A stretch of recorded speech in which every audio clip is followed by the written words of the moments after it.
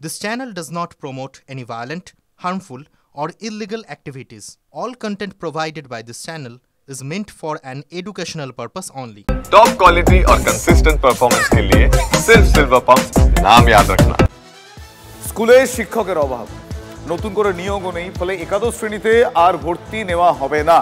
আসানসোলের বরাকর শ্রী মারোয়ারি উচ্চ মাধ্যমিক স্কুলের নোটিশ ঘিরে শোরগোল পড়ে গিয়েছে। একসময় স্কুলে মোট শিক্ষকের সংখ্যা ছিল ৩০, সেই সংখ্যা কমে দাঁড়ায় ১২। এদের মধ্যে সুপ্রিম কোর্টের রায় চাকরি গিয়েছে দুজনের, ফলে ক্লাস নেওয়ার মতো পর্যাপ্ত শিক্ষক এই স্কুলে নেই। এরপর ২০২৫-২৬ শিক্ষাবর্ষে একাদশ শ্রেণীতে নতুন করে পড়ুয়া ভর্তি না নেওয়ায় এই সিদ্ধান্ত খুব স্বাভাবিকভাবে শোরগোল ফেলেছে। যে দুজন শিক্ষকের চাকরি গিয়েছে তারা একাদশ এবং দ্বাদশ শ্রেণীর ক্লাস নিতেন। নতুন করে শিক্ষক নিয়োগ না হওয়ায় সমস্যায় পড়তে হয়েছে স্কুলকে। বিষয়টি জেলা স্কুল দপ্তরকে জানানো হয়েছে, এমনটাই টিচার ইনচার্জ দীপিকা রায় দাবি করছেন। ছাত্রছাত্রীদের স্কুলে ভর্তি করতে না পেরে, সন্তানদের স্কুলে ভর্তি করতে না পেরে হতাশ অভিভাবকরা। আমাদের না স্কুলে টিচার নেই বলতে আমাদের স্যাংশন পোস্ট হচ্ছে 36, কিন্তু অ্যাট প্রেজেন্ট আমাদের 12 জন টিচার আছে।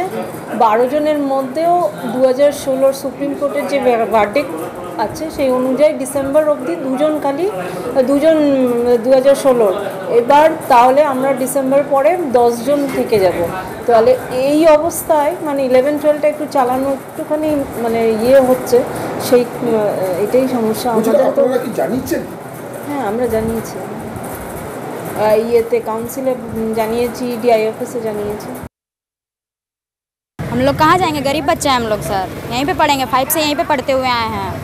माध्यमिक पास किया है? Yes sir. 11 में क्या बोल रहे हैं लोग? एडमिशन नहीं ले रही है, टीसी दे रही है, बोल रही है कहीं और जाओ। स्कूल में बोल रहा है कि एडमिशन नहीं होगा इस बार तुम लोग का। हम लोग का क्या करें अब, हम लोग थोड़ा लो क्वालिटी का है ना। 11 में एडमिशन ही नहीं हो रहा है।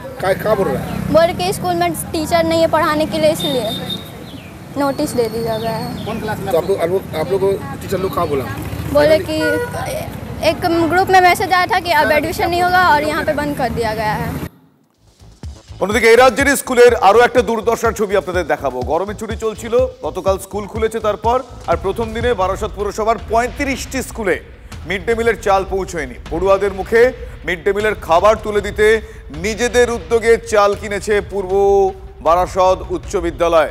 চাল কেন পৌঁছয়নি স্কুলে, এই প্রশ্নের উত্তরে আজব সাফাই শোনা গিয়েছে বারাসত পুরসভার মিড ডে মিলের চাল বন্টনের দায়িত্বে থাকা আধিকারিকের। কি বলছেন তিনি? বলছেন যে ফিনান্স অফিসারের দিকে দায় ঠেলেছেন। স্টোরে নতুন করে তালা দিয়ে চাবি অন্য ব্যক্তিদের হাতে দেওয়ায় মিড ডে মিলের চাল পৌঁছয়নি স্কুলগুলিতে, এমন দাবি চাল বন্টনের দায়িত্বে থাকা ওই আধিকারিকের।